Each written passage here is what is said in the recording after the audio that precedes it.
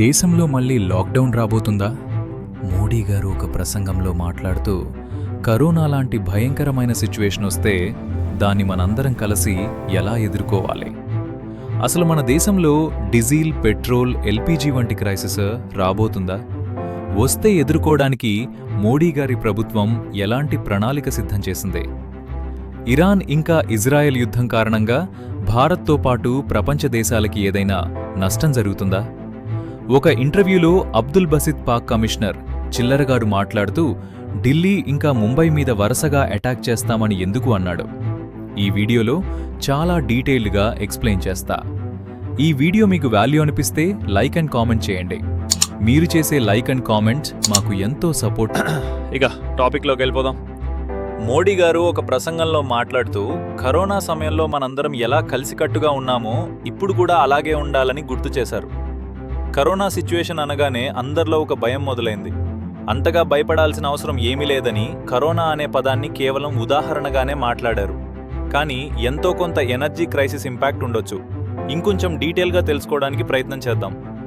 America ఇంకా Israel కలిసి ఇరాన్పై దాడి చేసింది.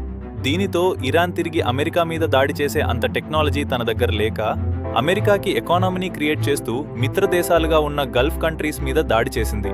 ఈ దాడిలో ప్రపంచానికి అతిపెద్దదైన ఎల్ఎన్జీ గ్యాస్ ప్లాంట్ భారీగా ధ్వంసమైంది. ఇటు ఇరాన్ కూడా స్ట్రెయిట్ ఆఫ్ హార్మోజ్ను మూసివేయడంతో ఎల్పీజీ ఇంకా ఆయిల్ క్రైసిస్ రావచ్చు. కొద్దిగానే ఇంపాక్ట్ చూపవచ్చు అని ఎందుకంటున్నానంటే ఆయిల్ మనకు పెద్ద మొత్తంలో స్టోరేజ్ ఉంది. దాదాపుగా ఈ యుద్ధం ఇంకో 40 రోజుల పాటు జరిగిన మనకు ఎలాంటి కొరత ఉండదు. అలానే ఎల్పీజీ గ్యాస్ని బయటికి తీసి రిఫైన్ చేసే ప్లాంట్ మన దగ్గర ముంబైలో ఉంది.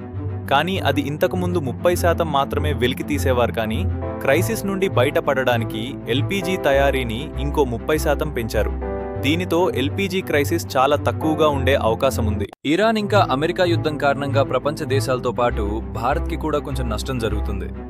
యుద్ధం కారణంగా ప్రపంచంలోనే అతి పెద్దదైన ఎల్ఎన్జీ ప్లాంట్ ధ్వంసం అవడం, ఇంకా Iran country strait of Hormuz జలసంధిని మూసివేసింది. ఫర్టిలైజర్కు ముడిసరుకుగా వాడుతున్న ఎల్ఎన్జీ ఈ మిడిల్ ఈస్ట్ రీజన్ నుంచే వస్తుంది. కానీ ఇప్పుడు అది ఆగిపోయింది. అయినా రైతులకి ఏమాత్రం ఇంపాక్ట్ జరగకుండా ఒక్క రూపాయి కూడా అదనంగా పెంచకుండా భారత ప్రభుత్వం రైతులకు ఫర్టిలైజర్ విషయంలో బయట మార్కెట్లో ఒక్క బస్తా 3,000 నుంచి 4,000 ఉన్నా మన దగ్గర మాత్రం కేవలం 266 రూపాయలకే అందిస్తుంది.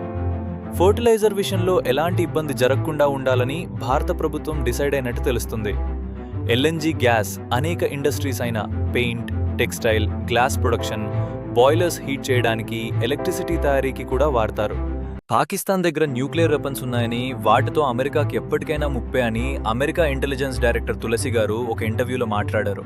దీనివల్ల అమెరికా ఇంకా ఇజ్రాయెల్ కలిసి పాకిస్తాన్ని టార్గెట్ చేస్తుందా అని ఒక ఇంటర్వ్యూలో పాకిస్తాన్కి సంబంధించిన హై కమిషనర్ అయిన అబ్దుల్ బసిత్ను అడగ్గా ఈ చిల్లర్గాడు లఫూట్ గాడు ఏమన్నాడంటే, ఎవరైనా మా మీద దాడి చేస్తే మేం తిరిగి ఇండియాలో ఉన్న ఢిల్లీ ఇంకా ముంబైపై దాడి చేస్తామని అన్నారు.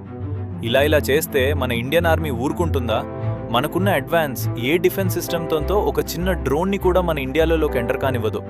వాడొక్క మిసైల్ లాంచ్ చేసే లోపు మన ఇండియా 100 మిసైల్స్ లాంచ్ చేసి వాడి దేశాన్ని ముక్కలుగా చేస్తుంది.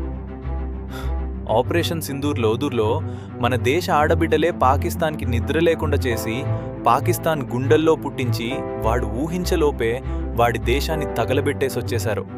అది